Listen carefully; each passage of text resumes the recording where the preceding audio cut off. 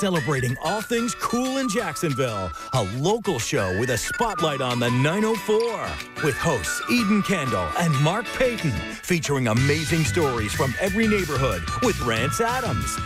This is River City Live.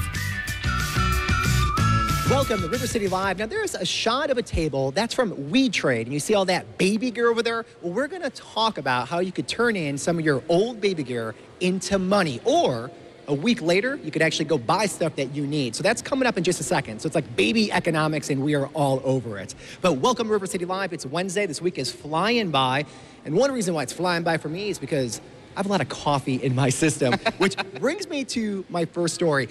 We have a little ritual here. Basically, we have to set up all the gear here at the Avenues Mall, and as soon as 9 o'clock comes, that Starbucks opens, and we run over there. So I want to talk about caffeine intake in a second, but I want to weigh in on you guys and your caffeine habits, if you will. So let's start with Rance, because I kind of know yours, Eden, but Rance, how much caffeine do you take in a day? As long as I get 2 cups, I'm good for the whole day. I don't need to keep imbibing all day. I don't actually need like any other, like a Coke or anything like that. It'd be nice, but yeah, I get by with 2 cups. 2 cups. Okay, so that's a good level to be at. Eden? Well, I kind of enjoy my caffeine, but I have been trying to go to tea. Okay. So today I'm having tea. So I know tea has caffeine in it, but just not the same amount. So. It's a little less. There are some teas, I think, that are higher. Is it the darker teas are a little higher? Yeah, and green tea is a good amount of caffeine, not quite like coffee, but then there's the matcha tea that we've told you a little bit about. Yeah. So, the reason why I asked, there's a study that came out on caffeine with coffee and how much is too much. Now, I love all the coffee articles where it just tells you how good it is, right? Well, this one, I was like, I don't know if I want to see these numbers. And here's where the breakdown is. It's 400 to 500 milligrams is where you should be. That's considered high but safe. And should what that be comes in out, that you should start if you're not already? No, like that's like a level to be comfortable at where you shouldn't have any side effects with it, like the jitters or withdrawals from it. And what that breaks down to is about 2 cups of coffee and 2 cups of tea, so both. So 4 together. That's your 400 to 500 milligrams. Oh, so I'm under. Yeah, so you're I need to staff up. You're doing great. You're doing great. But that's where you have to be. And here's the problem. If you start taking in more of that, you do get those boosts from caffeine because it does affect your neural system and you start to feel the jitters. But then what happens, the withdrawal happens, you start to slow down. Can you do that again? You start to do what now? Feel the jitters? You start to do the mark. I'm a jittery guy. So too much coffee, you hit a wall. Exactly. It will fade away. And then what happens? You have to feed that habit again.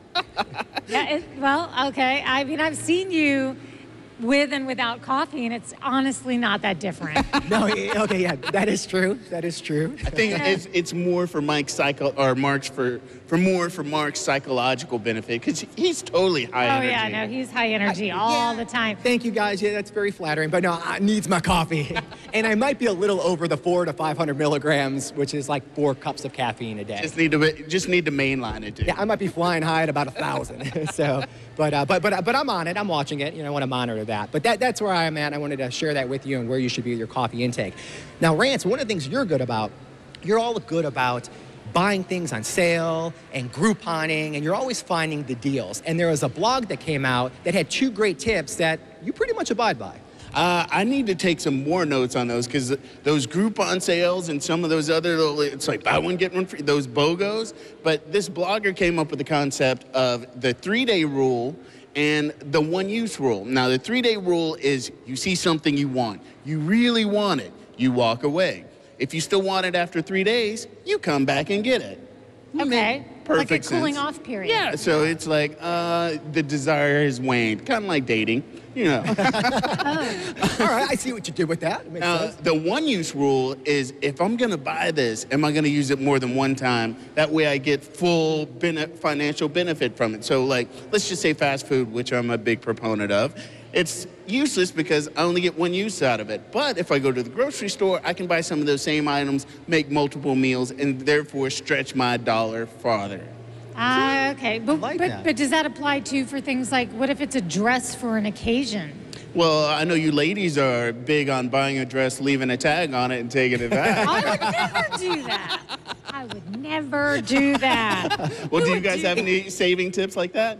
You know, the cooling off period is big. I have a few items that I thought for sure I had to have and never bought them. And I look back and I think, what if I would have bought them? One of them was these roller skate things at Brookstone down the mall.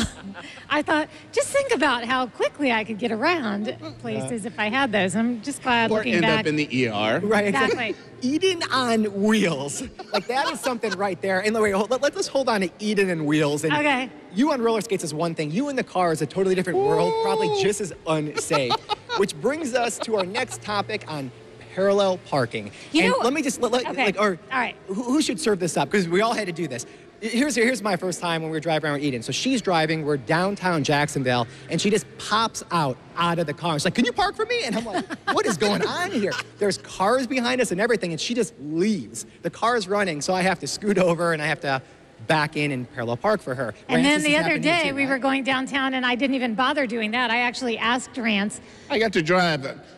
I got the little Solara experience. Eden's like, will you drive? Because my parallel parking skills, and I nailed it first time, just like my driver's test. So anyway, these guys have parked my car for me. So today, we went out into the parking lot here at the Avenues Mall to test some of these tried and true scientific ways that you are supposed to be able to easily parallel park. And so Mark was reading to me, I think the video has been up for a minute, but Mark was reading to me all of the different methods. First, you pull along ahead of the spot, you match your rear tires up with the other rear tires, and then you slide back in and back up and forward. And I guess if those cones were cars, I guess they would have been okay, right? Yeah. You know what? It's hard because there's nothing behind you. You just had a reference point with the cones, but you did a really good job. And I think it's all in that approach and how you start out. You know? Okay, well, they didn't have it in my parallel parking test. Not because I'm so old, it's just I think the parking lot wasn't set up correct that day. I mean, they had parallel parking when I learned to drive. Did they really? It wasn't it was a horse and thing. carriage? It was a thing. It's just it wasn't for me. But don't you feel better about it right now? Like you actually know what you're Yeah, doing? I feel like I wouldn't have to pass a spot now. I used to just, that's not really a spot. Even if it was super close, you weren't going to risk it. But you know what? It's I not for totally me. see this. Unless she could pull into it straight without parallel parking, she's like, it's not worth it. I don't walked even the 2 see. blocks. I don't even see that spot. So